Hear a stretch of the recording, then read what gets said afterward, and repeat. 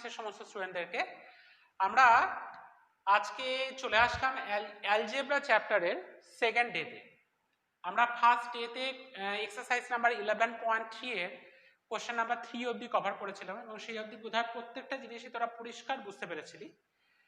তো আজকের কথা না বাড়িয়ে ডাইরেক্ট 11.3 এর কোশ্চেন নাম্বার 4 থেকে আমরা স্টার্ট করব এবং খুব ডিটেলসে ব্যাপারগুলোকে বুঝবো ভালো করে, কারণ আজকে হচ্ছে আমরা যা কিছু শিখলাম আগের দিন তার একটা বড় অ্যাপ্লিকেশন টাইপ আমরা আজকে দেখব হচ্ছে।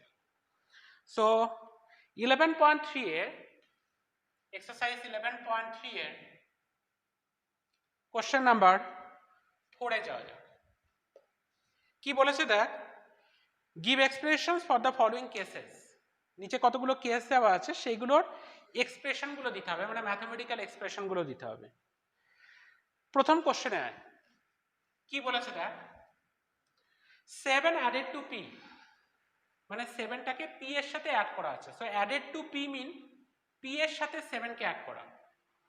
পি অ্যাডেড টু 7 কিন্তু নয়, কোশ্চেনটাই বলেছে 7 অ্যাডেড টু পি, তার মানে পি এর সাথে 7 অ্যাড করা। 7 অ্যাডেড টু পি। বি নাম্বারে আসা যাক। কি বলেছে দেখ, 7 is subtracted from p, মানে p এর থেকে 7 কে সাবট্রাক্ট করা from p। তো p টাকে আগে লিখবো তারপরে -7। তো ভালো করে পড়বি জিনিসটাকে, যে বলেছে 7 subtracted from p, সেজন্য p টাকে আগে লিখবো তারপরে সেখান থেকে সাবট্রাক্ট করবো হচ্ছে 7। এবার আসি নাম্বার সি তে। কি বলেছে দেখ, p multiplied by 7, মানে p এর সাথে মাল্টিপ্লাই করা হয়েছে হচ্ছে 7। সো p multiplied by 7 মানে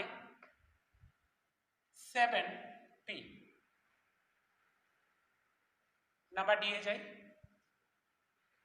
কি বলা আছে দেখ, p divided by 7, p divided by 7, তার মানে p কে 7 দিয়ে divide. So p divided by 7 mean it will be p by 7। বুঝতে পেরেছিস আশা করি। আমরা এবার চলে আসি নাম্বার এফ এ।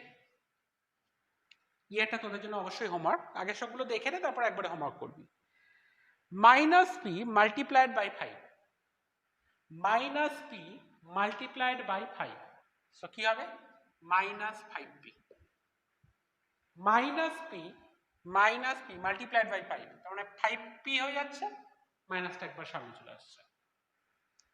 আর এই চারটা একবার দেখ, বলেছে p multiplied by -5, ব্যাপারটা একই কিন্তু -5। ক্লিয়ার হলো এইটুকুনি। এবার আমি যাব কোশ্চেন নাম্বার 5 এ। কোশ্চেন নাম্বার 4 এর গুলো খুব ইজি ছিল, দুটো করে জিনিস নিয়ে একসাথে অপারেশনে কমপ্লিট হয়ে গেছিল। কোশ্চেন নাম্বার 5 এ আসি। কোশ্চেন নাম্বার 5 এ একটু ট্রিকি যেগুলো সেগুলোই আমি করাবো, বাকিগুলো তোরা হোমওয়ার্ক হিসেবে করবি। 5 এর সি নাম্বারে আয়।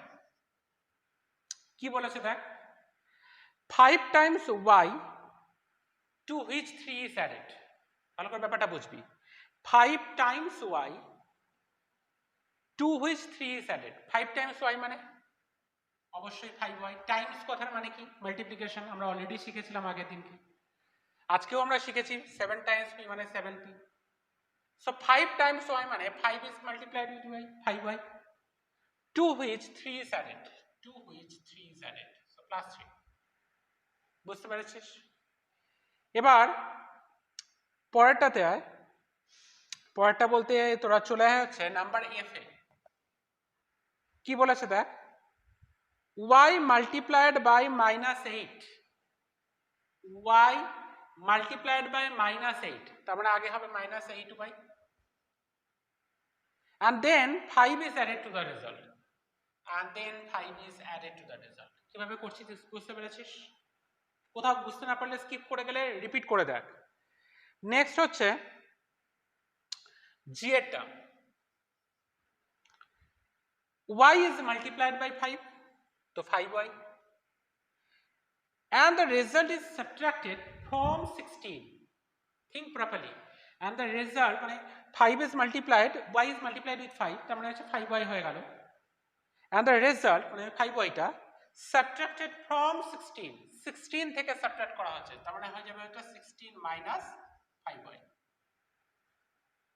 y is multiplied by 5, তার মানে হলো 5y, and the result is subtracted from 16, সেই জন্য 16টা আগে চলে গেল। from 16 মানে কি, from এর পরে যেটা থাকে সেটাকে আমরা আগে লিখে সেখান থেকে সাবট্রাক্টটা করি। তো বুঝতে পেরেছিস কিভাবে এগুলো করতে হবে? একইভাবে 5 এর যে কটা বাকি রয়ে গেল সেগুলো তোরা কমপ্লিট করে ফেলবি। আমি যাচ্ছি নাম্বার 6 এ। কি আছে 6 এরটা একটু দেখ। এক্সপ্রেশন করতে বলেছে, তৈরি করতে বলেছে ইউজিং টি অ্যান্ড 4, আর সেখানে বলেছে not more than 1 number operation use করতে, মানে একটা করেই অপারেশন ইউজ করা যাবে, একটার বেশি অপারেশন ইউজ করা যাবে না। and every operation must have t in it, এবং প্রত্যেকটা অপারেশনের মধ্যেই টি থাকবে। so what they have asked for, একটাই অপারেশন ইউজ করতে হবে। এখন অপারেশন বলতে আমরা কি বুঝি অ্যালজেব্রাতে? Addition, subtraction, multiplication and division, এই চারটেই অপারেশন আছে। এই চারটে অপারেশনের কোনো একটা করে ইউজ করতে হবে, this is the first thing. Second thing, every অপারেশনের মধ্যে টি থাকতে হবে। প্রত্যেকটা অপারেশন যখন আমরা করছি, অ্যালজেব্রিক এক্সপ্রেশন যখন লিখছি, তো প্রত্যেকটার মধ্যে যেন অন্তত টি থাকে। তো আমি কিভাবে লিখছি দেখ, যেমন আমি টি প্লাস 4 লিখতে পারি, আমি টি মাইনাস 4 লিখতে পারি, আমি টি বাই 4 লিখতে পারি, আমি 4 ইন্টু টি লিখতে পারি, আমি 4 বাই টি লিখতে পারি। তবে একটা কথা, যা লিখবি দেখবি একই জিনিস যেন দুবার লেখা না হয়ে যায়। যেমন ধর টি প্লাস 4 আর 4 প্লাস টি কিন্তু একই কথা, তাই টি প্লাস 4 যেহেতু লিখে ফেলেছিস, 4 প্লাস টিটা কিন্তু আর লিখবি না। কিন্তু টি মাইনাস 4 আর 4 মাইনাস টি কিন্তু ডিফারেন্ট কথা, কারণ আমরা জানি 4 মাইনাস 2 করলে হয় 2, কিন্তু 2 মাইনাস 4 করলে হয় -2, this two are different thing. তো টি মাইনাস 4 যখন তুই লিখছিস, তুই কিন্তু 4 মাইনাস টি লিখতেই পারিস, this is different from T minus 4। কিন্তু টি প্লাস 4 লিখে আবার 4 প্লাস টি লিখবি না, বুঝতে পেরেছিস? এবারে আয় বি নাম্বারটায়। একই রকম ভাবে তোরা করবি বিয়েটা, আমি দু একটা করে দেখিয়ে দেবো জাস্ট। এখানে y 2 আর 7 আছে, so this 3 things are there. এবার এখানে এরা কি বলেছে, ইউজ অনলি 2 নাম্বার অপারেশন, দুটো অপারেশন কি ইউজ করতে হবে। আচ্ছা, এভরি এক্সপ্রেশনের মধ্যে y থাকতে হবে। দেখ লেখা আছে every expression must have y in it, প্রত্যেকটা এক্সপ্রেশনে y কে রাখতে হবে, দুটো অপারেশন কি ইউজ করতে হবে, এবং ওই দুটো অপারেশন অবশ্যই ডিফারেন্ট হতে হবে। দেখ লেখা আছে this should be different, different operation use করতে হবে দুটো, এবং y কে রাখতেই হবে। তো আমি কিভাবে লিখছি দেখ, একটা লিখছি y বাই 2 প্লাস 7, একটা লিখলাম 7y মাইনাস 2, একটা লিখলাম 7 প্লাস y মাইনাস 2। তো এরকম করে যত খুশি তুই লিখতে পারিস, কোনো অসুবিধা নেই। প্রত্যেকটাতে দেখবি দুটো করে ডিফারেন্ট অপারেশন ইউজ করা আছে কিনা। যেমন দেখ ডিভিশন আর অ্যাডিশন, দুটো ডিফারেন্ট অপারেশন, মাল্টিপ্লিকেশন আর সাবট্রাকশন, দুটো ডিফারেন্ট অপারেশন, অ্যাডিশন আর সাবট্রাকশন, দুটো different operation. So like that way যত বেশি আরো তোরা তৈরি করতে পারিস দুটোর ক্ষেত্রেই, সেটা তোরা তৈরি কর। যত বেশি তৈরি করবি তত বেশি শিখবি। ক্লিয়ার হলো বিষয়টা? তাহলে এই এক্সারসাইজটা আমাদের শেষ হয়ে গেল। আমি যাব এবার এক্সারসাইজ নাম্বার 11.4 এ। 11.4 এ আসি। 11.4 এর কোশ্চেন নাম্বার 1 এর এ তে আসি। কি বলেছে দেখ, আনসার দ্য ফলোইং। বেশ কিছু এক্সপ্রেশন এখানে তোকে রেডি করে লিখতে হবে। কোশ্চেনটা কি আছে দেখ, take Sarita's present age to be y year. তো সরিতার প্রেজেন্ট এজটাকে বলেছে কত ধরতে, y ইয়ার। প্রেজেন্ট এজ কথার মানে হচ্ছে আজকের এজ, এটাকে y ইয়ার ধরতে বলেছে। বেশ, what is the first question, what will be her age 5 years from now. 5 বছর পরে সরিতার এজ কি হবে? তোরা একটু ভাব, তোরা একটু বাস্তবভাবে চিন্তা কর, আজ থেকে 5 বছর পরে তোর এজ কি হবে? অবশ্যই আজকে তোর যে এজ আছে তার থেকে 5 বছর বেড়ে যাবে, সিম্পল থিং। তার মানে তোর আজকের এজের সাথে 5 ইয়ার অ্যাড করে দিলে তোর আজ থেকে 5 বছর পরে গিয়ে যে এজটা হবে সেটা পেয়ে যাবো আমি। তো সিমিলার থিং হিয়ার অলসো, সরিতার প্রেজেন্ট এজ হচ্ছে y ইয়ার। তো 5 ইয়ার্স ফ্রম নাও, আজ থেকে 5 বছর পরে গিয়ে এজ কি হবে, y প্লাস 5। এবার সেকেন্ড এটাই আসে, what was her age 3 years back. 3 বছর আগে ওর এজ কত ছিল? খুবই সোজা, এখন এজ y, তো 3 বছর আগের এজ হবে y মাইনাস 3, কারণ 3 বছর আগের এজ মানে 3 মাইনাস করে দিতে হবে। এবার আসি থার্ডেরটাতে। কি বলেছে দেখ, সরিতা's grandfather is 6 times of her age. সরিতার এজ হচ্ছে ওয়াই, কোশ্চেনে অলরেডি বলা আছে ওয়াই আর হচ্ছে এজ অফ সরিতা। গ্র্যান্ডফাদারের এজ হচ্ছে 6 টাইমস অফ সরিতা's age, 6 times. So what will be, times মানে কি মাল্টিপ্লিকেশন, 6y হবে তাহলে। সো এজ অফ গ্র্যান্ডফাদার তাহলে হয়ে যাচ্ছে 6y ইয়ার। তোরা লেখার সময় একটু স্টেটমেন্টটা লিখবি, age of Sarita after 5 year, age of Sarita 3 years back, তারপর এটা লিখবি। এজ অফ সরিতা's গ্র্যান্ডফাদার লিখে তারপর এটা লিখবি। আমি পরের গুলোতে না স্টেটমেন্ট লিখে দিচ্ছি, এই তিনটাতে স্টেটমেন্ট তোরা নিজেরা লিখে ফেলবি। ফোরেরটা কি আছে দেখ, grandmother is 2 years younger than grandfather. গ্র্যান্ডফাদারের থেকে গ্র্যান্ডমাদার 2 ইয়ার্স ছোট। তো গ্র্যান্ডফাদারের এজ অলরেডি আমরা পেয়ে গেছি 6y, তাহলে গ্র্যান্ডমাদারের এজ কত হবে 2 ইয়ার্স ইয়াঙ্গার, তার মানে হবে 6y মাইনাস 2। তাহলে age of grandmother 6y minus 2 year, কারণ 2 বছর কম।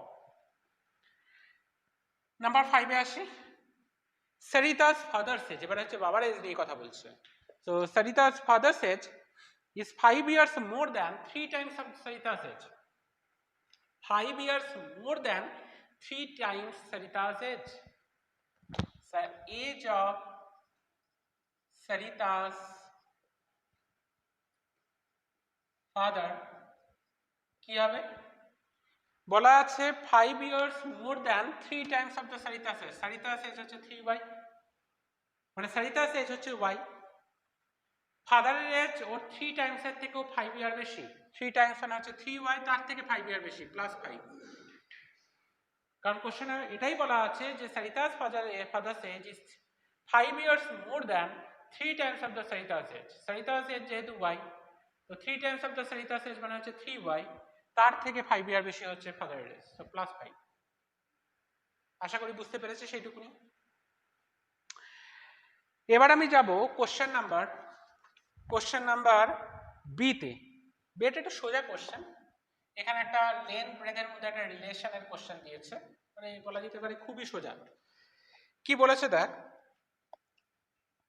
বলেছে length of a rectangular hall is 4 meters less than 3 times the breadth of the hall. দারুণ ব্যাপার, 4 metre less than 3 times the breadth of the hall. Breadth of the হলটা তো b বলাই আছে কোশ্চেনে, তার 3 টাইমস এর থেকে 4 মিটার কম হচ্ছে রেক্ট্যাঙ্গুলার হলের লেন্থ। তার লেন্থ কত হবে, প্রথমে 3 টাইমস অফ দ্য ব্রেথ কর, ব্রেথ দেওয়া আছে বি, তাহলে 3 টাইমস অফ দ্য ব্রেথ মানে 3b, তার থেকে 4 মিটার লেস, তার মানে -4। তাহলে আমরা কি লিখতে পারবো, লেন্থ অফ দ্য রেক্ট্যাঙ্গুলার হল, লেন্থ অফ দ্য রেক্ট্যাঙ্গুলার হল 3 টাইমস অফ ব্রেথ মানে 3b, তার থেকে 4 metre less, -4। So that much meter. বুঝতে পেরেছিস, কারণ 3 টাইমস অফ দ্য ব্রেথ, তার থেকে বলেছে 4 মিটার লেস, তাহলে ব্রেথ ছিল b, 3 times of the breadth মানে 3b, তার থেকে 4 মিটার লেস, তার মানে -4। তো এইভাবে তোরা চিন্তা ভাবনা করে করে বানাবি, সি এরটা তোরা নিজেরা করবি। আমি যাব হচ্ছে নাম্বার ডি এরটায়। কি আছে দেখ, Meena, Beena and Leena are climbing the steps to the hill top. একটা হিল টপে উঠবে, একটা হিলের ওপরে উঠবে। তো মিনা, বিনা এবং লিনা যাচ্ছে, মানে যেরকম ব্যাপারটা হচ্ছে আমরা ইনা, মিনা, ডিকা শুনতাম আগে, ঠিক সেরকম ভাবে এখন শুনছি আমরা মিনা, বিনা অ্যান্ড লিনা।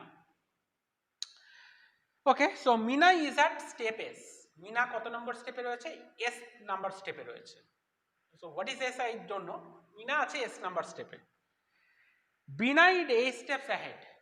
বিনা তার থেকে 8 স্টেপ অ্যাহেডে আছে, মানে আগে আছে। তাহলে বিনা স্টেপ নাম্বারটা কত হবে, অবশ্যই এস প্লাস 8। এস হচ্ছে মিনার স্টেপ নাম্বার, আর বিনা আছে 8 স্টেপ অ্যাহেডে, তাহলে বিনা যে স্টেপ নাম্বারে আছে সেটা হচ্ছে এস প্লাস 8।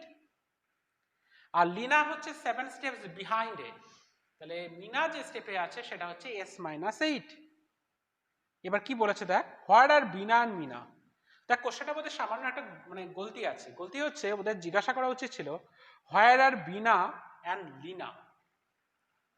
কারণ মিনা কত নম্বর স্টেপে আছে সেটা তো কোশ্চেনে বলেই দিয়েছে, কিন্তু কোশ্চেন করার সময় কিন্তু বিনার মিনারটা জিজ্ঞাসা করেছে, বিনার লিনারটা জিজ্ঞাসা করেন। তো যা জিজ্ঞাসা করবে আমরা সেটাই লিখবো, কোশ্চেনে ফল থাকা মানে ওটা আমরা কারেকশন করতে যাব না। তাহলে প্রথমে এটা লিখে ফেলি আমরা, Beena is at step s plus 8, কারণ কোশ্চেনে বলা ছিল যে বিনা s 8 স্টেপ অ্যাহেডে রয়েছে। and Meena is at step s, এটা তো বলেই দিয়েছিল। লিনারটা জিজ্ঞাসা করলে আমরা লিখতাম s মাইনাস 7, কারণ 7 স্টেপস বিহাইন্ডে রয়েছে।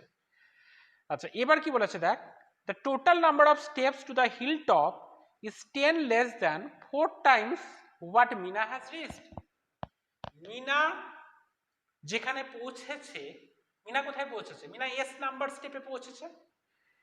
বলছে টোটাল নাম্বার অফ স্টেপ, ওই হিলটপে পৌঁছতে গেলে যে টোটাল নাম্বার অফ স্টেপটা পেরোতে হয় সেটা হচ্ছে মিনা এখন যে স্টেপে রয়েছে তার 4 টাইমসের থেকে 10টা স্টেপ কম। দারুণ ব্যাপার।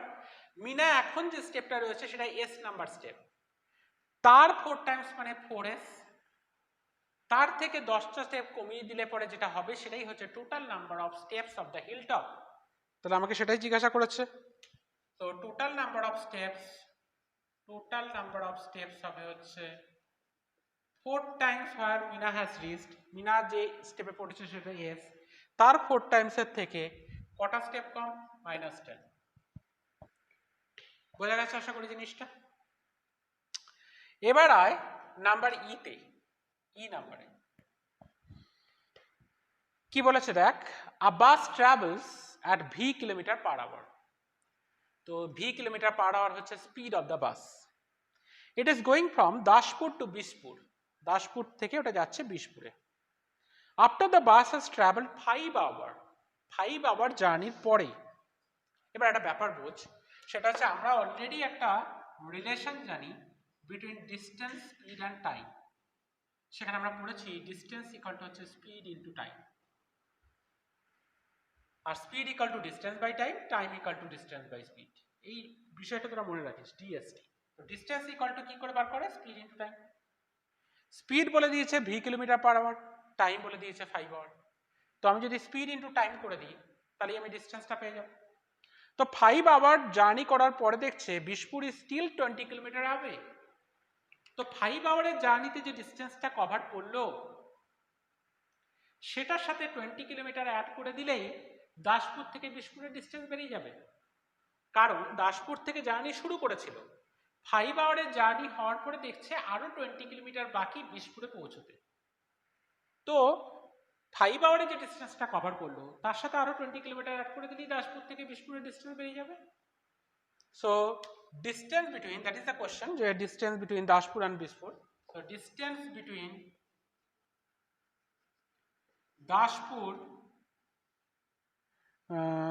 দাসপুর টু বিশপুর কি হবে?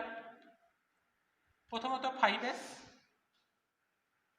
5s, কারণ হচ্ছে 5v, যেহেতু স্পিডটা বলে দিয়েছিল v কিলোমিটার পার আওয়ার আর টাইমটা হচ্ছে 5 hour, so time into speed করলে ডিস্টেন্স হয়ে যাবে। সো 5v, এটা হচ্ছে 5 আওয়ারে কতটা ডিস্টেন্স কভার করেছে সেটা, আরো 20 কিলোমিটার যেতে হবে তবে বিশপুরে পৌঁছবে। So this much kilometre. আশা করি ব্যাপারটা বুঝতে পেরেছি। স্পিডটা হচ্ছে v কিলোমিটার পার আওয়ার আর টাইমটা হচ্ছে 5 hour.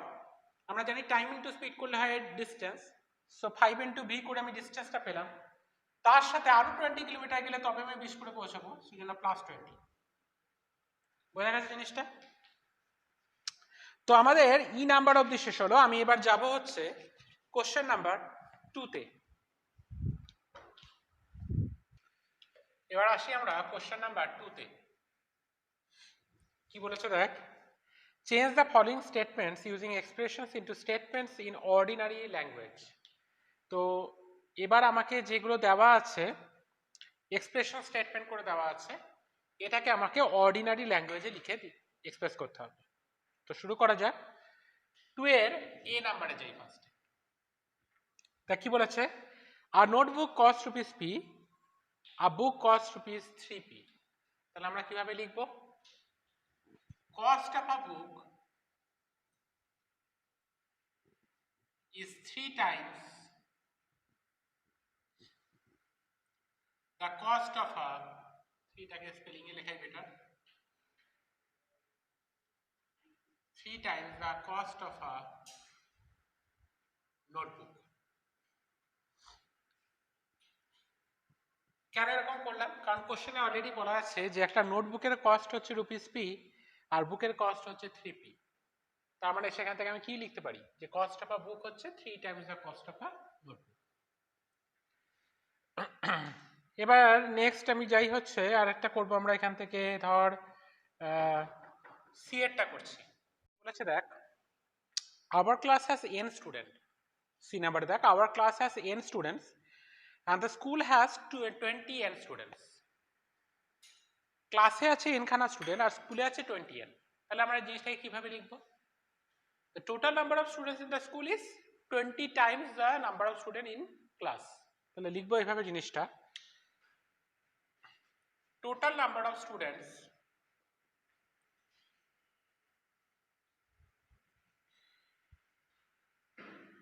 number of students in our school is 20 times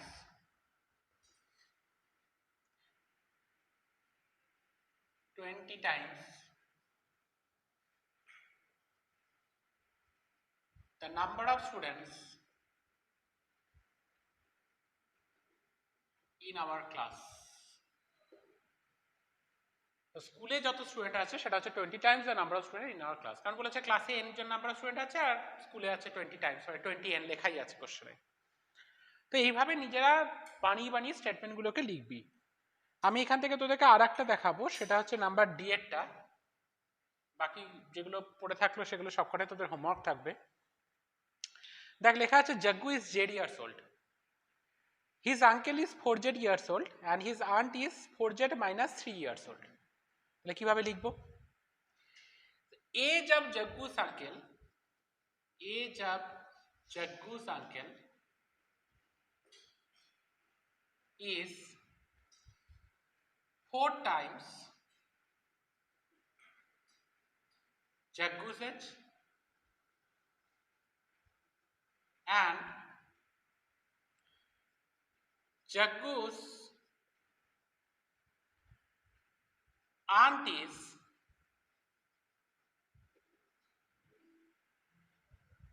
3 years younger than Jaggu's uncle তাহলে কি বললাম ব্যাপারটা জগ্গুর আঙ্কেল হচ্ছে 4 টাইম অফ জগ্গুস এজ এবং জগ্গুর আন্ট হচ্ছে জগ্গুর যে আঙ্কেল তার থেকে 3 ইয়ার্স ইয়াঙ্গার কারণ 4z minus 3 লেখা আছে বুঝতে পারলি তাহলে কিভাবে জিনিসগুলোকে লিখতে হবে আচ্ছা আমি চলে আসি এবার কোশ্চেন নাম্বার 3 তে তো কি বলেছে দেখ নাম্বার এ তে যাচ্ছি given Munnu's age to be as x year মুন্নুর এজ বলেছে x year so can you guess what x minus 2 may show অনেক কিছু শো করতে পারে x minus 2 মুন্নুর 2 বছর আগেকার এজ শো করতে পারে x minus 2 মুন্নুর ইয়াঙ্গার ব্রাদারের এজ শো করতে পারে তো আমরা দুটোই লিখি x minus 2 may be age of Munnu 2 years ago or আমাদের এটা লিখতে পারি x minus 2 may be the age of Munnu's younger brother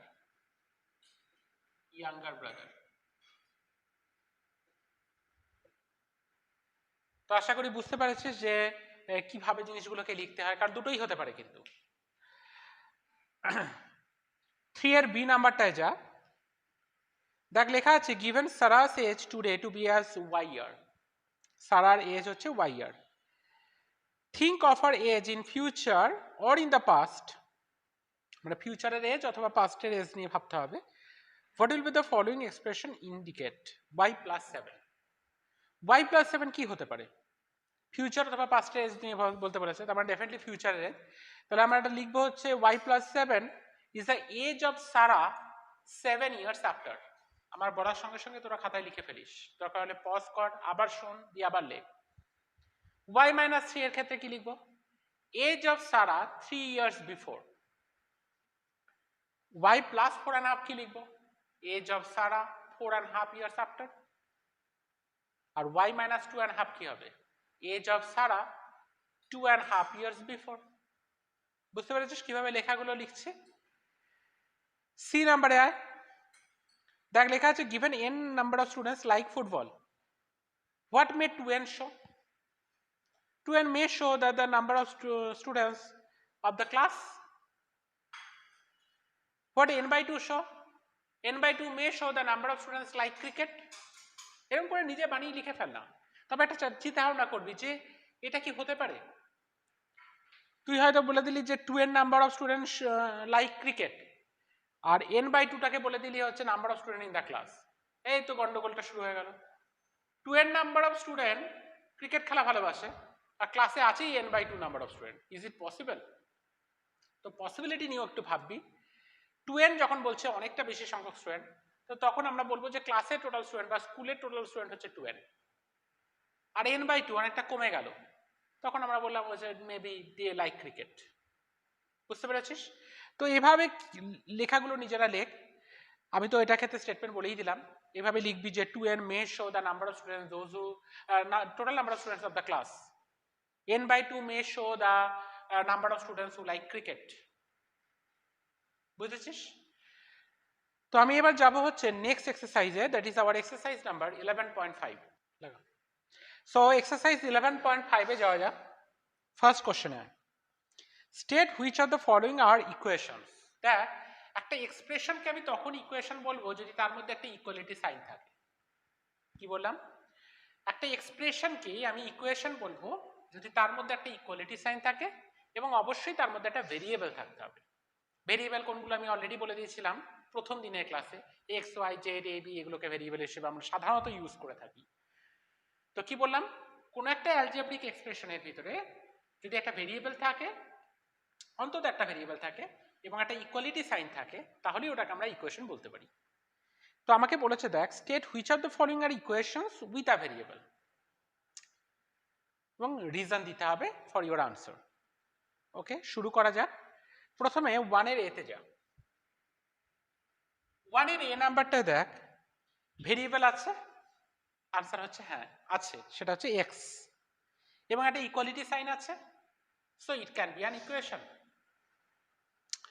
তাহলে এটা ইকুয়েশন হচ্ছে। আচ্ছা, যেটা হবে না সেটাকে, কারণ এখানে আমি লিখে দিচ্ছি যে variable is x and equal to sign is there, তাহলে সেই কারণেই আমি এটাকে ইকুয়েশন বলতে পারছি, ইকুয়েশন উইথ ভেরিয়েবল বলতে পারছি। নাম্বার বি এরটাই আসে। ঠিক আছে, এটাতে কিন্তু তাহলে আমরা ফার্স্টে লিখবো কি ইয়েস, মানে it is an equation. B নাম্বারটাতে কিন্তু নো হয়ে যাবে, ইকুয়েশন না। এবার তুই হয়তো মনে করছিস কেন স্যার, ভেরিয়েবল তো আছে টি, টি ভেরিয়েবলটা রয়েছে ঠিক আছে, কিন্তু ইকুয়ালিটি সাইন নেই, গ্রেটার দ্যান সাইন আছে। তাহলে আমরা জিনিসটাকে লিখবো equality sign is not there. রিজনটা তো লিখতে হবে না, তো সেই কারণেই এটা ইকুয়েশন না। এখানে কিন্তু ভেরিয়েবল আছে, ভেরিয়েবলটা হচ্ছে টি, কিন্তু দেখ গ্রেটার দ্যান সাইন আছে, ইকুয়াল টু সাইন নেই, তাই এটা ইকুয়েশন না। একই রকম ভাবে সি এরটা তোরা বলতো কি হবে? হবে না, কারণ ওখানে আবার ভেরিয়েবল নেই। তাহলে সি এরটার ক্ষেত্রে আমরা লিখবো হচ্ছে নো, রিজন লিখবো variable is not there, variable নেই। তো বুঝতে পেরেছিস কিভাবে জিনিসগুলোকে লিখতে হবে? তো একটু ভার্বালি আলোচনা করি। ডি এরটা কি হবে? হবে না, একদম ঠিক, কারণ ডি এরটাতে কি নেই? ডি এরটাতে ইকুয়ালিটি সাইন আছে কিন্তু কি নেই? ভেরিয়েবল নেই। ইয়েরটা, ইয়েরটা একটা ইকুয়েশন হবে, কারণ ওখানে একটা ভেরিয়েবলও রয়েছে এক্স এবং একটা ইকুয়াল টু সাইনও রয়েছে। এফ এরটাও হবে, কারণ ওখানে ভেরিয়েবলও রয়েছে এক্স এবং ইকুয়াল টু সাইন আছে।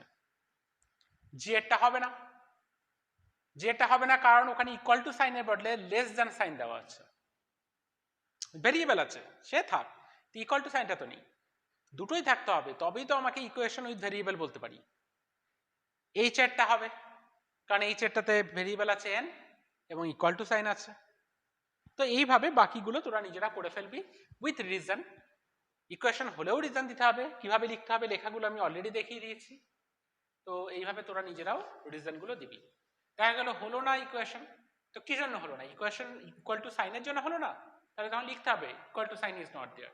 যদি মনে হয় ভেরিয়েবলের জন্য হলো না, তাহলে লিখতে হবে ভেরিয়েবল ইজ নট দেয়ার। যদি দুটোর জন্যই না হয় তাহলে লিখতে হবে equal to sign and variable both are not there. Clear? আর যদি হয় তাহলে সেটাও লিখতে হবে যে ইকুয়াল টু সাইন এবং ভেরিয়েবল দুটোকেই আমরা পাচ্ছি সেই কারণে। বুঝতে পেরেছিস? এই লেখাগুলো দেখি অলরেডি বুঝতে পারছিস যে কিভাবে লিখতে হবে। তো এবার আমি যাব কোশ্চেন নাম্বার 2-তে।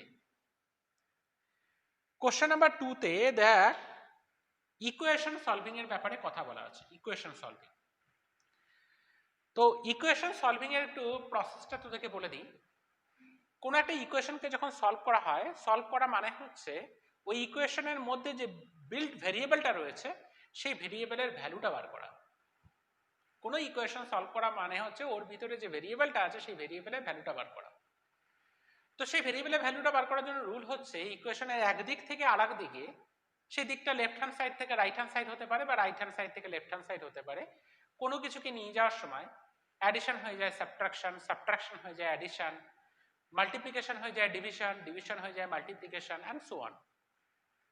আমি একটু করি, করতে করতেই শিখে যাবি তোরা। দেখ 2 এর a b c তিনটেতেই কিন্তু একই ইকুয়েশন আছে 10y = 80। অ্যাকচুয়ালি a b আর c এর মধ্যে কোনটা valid equation with the answer, মানে কোন আনসারটা কারেক্ট সেটাকে আমাকে অ্যাকচুয়ালি বার করতে হবে। a b c তিনটেতে একই ইকুয়েশন দেওয়া আছে, আমরা একটু y এর ভ্যালুটা বার করে ফেলি। দেখ 10টা মাল্টিপ্লাই আছে y এর সাথে, তাহলে ওদিকে গেলে হবে ডিভাইড। সো y এর ভ্যালু কত আসছে? 8। তাহলে 2 এর কত নম্বরটা কারেক্ট? a নাম্বারটা অবশ্যই কারেক্ট না, কারণ y এর ভ্যালু 10 দেওয়া আছে। b এরটা কারেক্ট, কারণ ওখানে y এর ভ্যালু দেওয়া আছে 8। তাহলে আমার आंसर হবে b। কি করলাম এখানে? দেখ মাল্টিপ্লিকেশন ওদিকে গেলে হয় ডিভিশন, সেজন্য 10টা ওদিকে যাওয়ার সময় ডিভিশন হয়ে গেছে। ঠিক আছে, করে आंसर পাচ্ছি। তো একই ভাবে তোরা d e f করে ফেলবি, কারণ ওখানেও মাল্টিপ্লিকেশন আছে আর দিকে গেলে হবে ডিভিশন। আমি এবার যাব নাম্বার g এরটায়।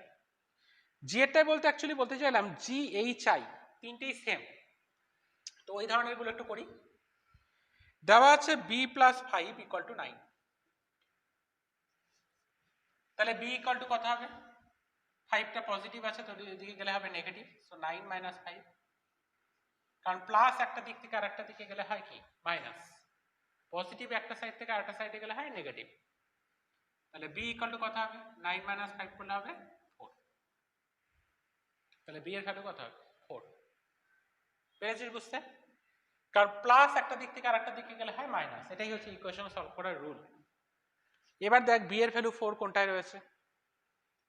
g এরটা না, h এরটাও না, i এরটা। i এরটায় দেখ b এর ভ্যালু 4 দেওয়া আছে, তার মানে আমার आंसर হবে i।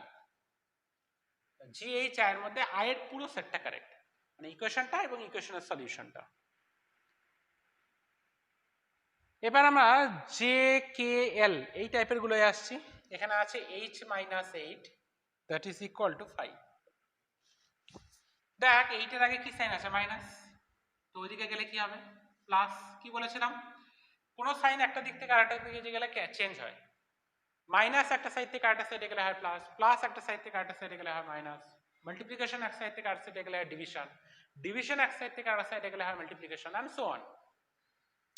তাহলে এখানে আসছে কত? h এর ভ্যালু 13। তাহলে কোন অপশনটা কারেক্ট হবে এখানে? অবশ্যই কারেক্ট হবে হচ্ছে j।